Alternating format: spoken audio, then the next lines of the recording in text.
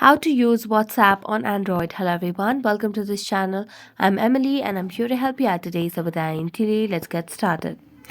Now to use WhatsApp on Android, simply launch the WhatsApp application on a device which you need to install via Play Store. As you can see, I've already installed the application, so tap on it.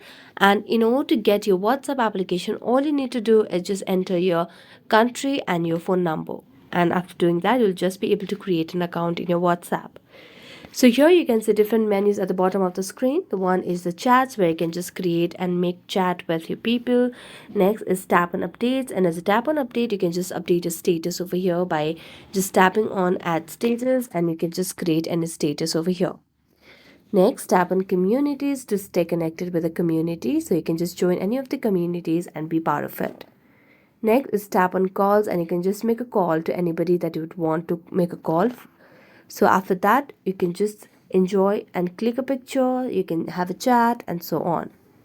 So that's it. Thank you so much for watching this video. See you next time.